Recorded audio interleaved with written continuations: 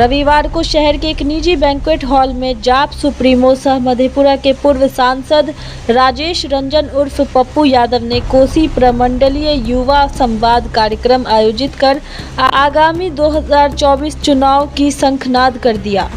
कार्यक्रम के मद्देनजर जाप प्रमुख पप्पू यादव ने कोसी के सहरसा, सुपौल और मधेपुरा जिला के सभी जिलाध्यक्ष एवं प्रखंड अध्यक्ष के अलावे युवा कार्यकर्ताओं की एक बैठक बुलाई, जिसमें चुनाव की रणनीतियों पर विशेष रूप से चर्चा की। जहां प्रदेश युवा अध्यक्ष राज दानवीर समेत हजारों की संख्या में महिला और पुरुष युवा कार्यकर्ता शामिल हुए। इस दौरान जाप प्रमुख श्री यादव ने मीडिया को संबोधित करते हुए कहा कि आज युवाओं की जो भूमिका है, आज 8 करोड़ रोजगार कहाँ गए। इन तमाम बिंदुओं को लेकर कोसी के सहरसा, सुपौल और मधेपुरा के युवाओं की एक मीटिंग बुलाई गई है, जिसके तहत युवा जनसंवाद किया जा रहा है। हम यूथ को कैसे एक बेहतर भूमिका में ला पाएंगे, इसके लिए कार्य करने की ज़रूरत है। मुझे लगता है एक संघर्ष की अहम ज़रूरत है, तभी बेहतर भूमिका में युवा आ पाएंगे। इतना ही नहीं, उन्होंने मीडिया के सवाल पर कहा कि सर आप बेफिक्र रहिए, 2024 की चुनाव इंडिया जीतेगी। 2024 को लेकर थोड़ा और ब्राइट की ज़रूरत है। मुद्दा सिर्फ पप्पू यादव या जन अधिकार पार्टी का नहीं है, मुद्दा है लोकतंत्र को कैसे बचाया जाए, डॉक्टर बाबा भीमराव की विचारों को कैसे सुरक्षित रखा जाए और इस देश की सामाजिक व्यवस्था को कैसे मजबूत किया जाए। आज हम महिलाओं पर बात नहीं करते हुए यूथ को कैसे बचाया जाए, इस पर बात नहीं होती है। हमेशा मणिपुर की घटनाओं पर मजाक उड़ाते हैं। उन्होंने बिना नाम लिए ही भाजपा की सरकार पर निशाना साधते हुए कहा कि आज भारत का हाथ खाली हो चुका है, सबके आंखों में सिर्फ आंसू है। राजनीति के लिए सिर्फ हिंदू, मुस्लिम और पूरे देश में नफरत की बीज बोई जा रही है, जिसका उदाहरण ट्रेन है।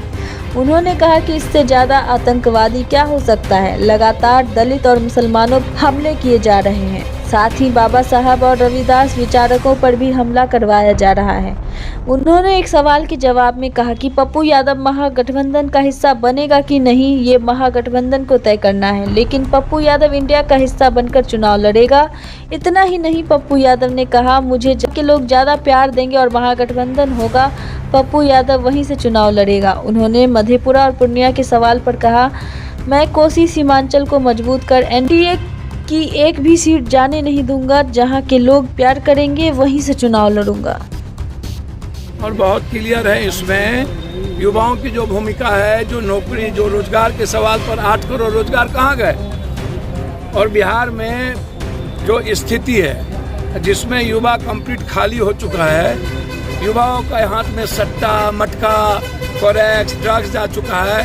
हमारा जो सामाजिक संघर्ष है, जैसे टीटी है, एसटीटी है, समाज की जो आज हालात है, लगातार शोषण, लगातार बेटियों को सेव करने की जो जिम्मेदारी है, लगातार मुद्दों पर जो हम लोग को लड़ने का है, हम कैसे यूथ को एक बेहतर बिहार के निर्माण की भूमिका में आगे ला पाएंगे और यूथ की जिम्मेदारी कितनी बेहतर है, भूमिका उसकी कितनी आगे रहनी चाहिए, इस सवाल को लेकर के आज एक संगठन में जन युवा संवाद जो आज यहाँ पर रखी गई है युवा मोर्चा के द्वारा, तीनों जिला के युवा मोर्चा के साथी यहाँ पर उपस्थित हैं, सीनियर साथी भी उपस्थित हैं। मुझे लगता है कि अभी एक बड़ी मजबूत लड़ाई की और संघर्ष की जरूरत है। सड़कें सूनी हो चुकी है, आवाज बंद हो गया है, इसलिए आज युवाओं को सचित्रता के साथ एक सत्य कर्म जो आज पथ पर है, जो आज उम्मीद सपना देख रहा है कि क्या होगा, हमारी लड़ाई कौन लड़ेगा, बाढ़ से मुक्ति कौन दिलाएगा, कोसी में एम्स की व्यवस्था कैसे होगी, कोसी सीमांचल को जिस तरीके से ठगा गया उसकी लड़ाई हम कैसे लड़ पाएं, मिथिलांचल को जिस तरीके से ठगा गया उसकी लड़ाई।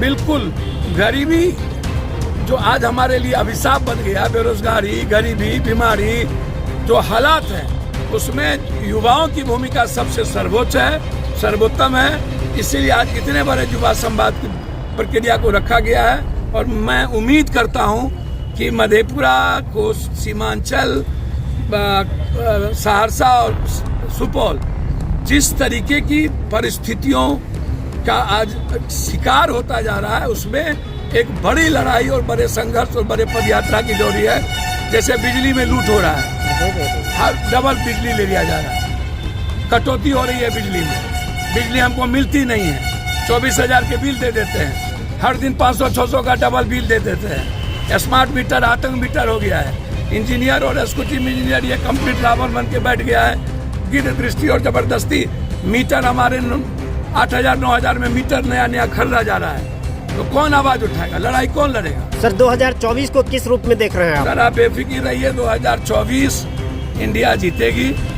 2024 में थोड़ा सा ब्रॉड होने की और जरूरत है। हमारा प्रयास होगा, जो 2024 में हमले हुए हैं, कभी मणिपुर, कभी हरियाणा, कभी ट्रेन, आज मुद्दा बहुत बड़ा हो गया है। और आज मुद्दा पप्पू यादव का नहीं है, मुद्दा जन अधिकार पार्टी का नहीं है, मुद्दा है जिस हिस्ट्री को सेव कैसे किया जाए, संविधान, लोकतंत्र, बाबा साहब अम्बेडकर के विचारों को कैसे बचाया जाए, इस देश की जो सामाजिक समरसता थी उसको कैसे बचाया जाए, नफरत को खत्म कैसे किया जाए। हम महंगाई की बात नहीं करते हैं, रोजगार की बात नहीं करते हैं, हम बात यूथ की नहीं करते हैं, हम बात महिलाओं की नहीं करते हैं, महिलाओं की सेफ बचाने, मणिपुर पर मजाक बनाते हैं, गोल्ड मेडलिस्ट बच्ची को लेके मजाक बनाते हैं। इसलिए आज देश में सबकी सुरक्षा का सवाल है, सबके आंख में आंसू है, सबके भारत का हाथ खाली हो चुका है। सिर्फ हिंदू मियाँ पाकिस्तान, हिंदू मियाँ पाकिस्तान, हिंदू मियाँ पाकिस्तान, सिर्फ राजनीति के लिए सेंटीमेंट के आधार पर जिस तरीके से नफरत को के बीच को बोया गया है, जिसका नतीजा ट्रेन है। इससे बड़ा आतंकवादी क्या होगा?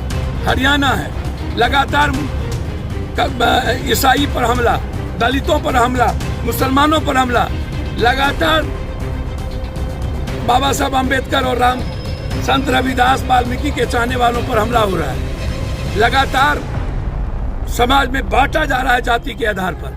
तो इसको सेव करना भारत के लिए जरूरी है। आज पप्पू यादव, कोसी, सीमांचल, खगड़िया, लगातार मैं प्रयास कर रहा हूं कि इसको कैसे सेव किया। क्या पप्पू यादव महागठबंधन का हिस्सा बनेगा आगामी चुनाव? तय करना महागठबंधन को हम हिस्सा बनेंगे कि नहीं, मुझको ये समझ में नहीं आता, लेकिन मुझे लगता है कि मैं चाहता हूं कि इंडिया का हिस्सा बनके कोसी, सीमांचल, मिथिलांचल को मजबूत करके एक भी सीट एनडीए में ना जाने दें। पप्पू यादव क्या मधेपुरा से चुनाव लड़ेंगे या पूर्णिया से? सर मेरे लिए, मैंने पहले भी कहा, जहाँ की जनता ज्यादा लाइकिंग, ज्यादा प्यार हमें देगी और उसको कोई गठबंधन कहेगा छोड़िए आप पप्पू मेरे लिए सब कुछ है, मेरा कदम वहीं बढ़ेगा। नवंबर के बाद इस पर हम बात करेंगे।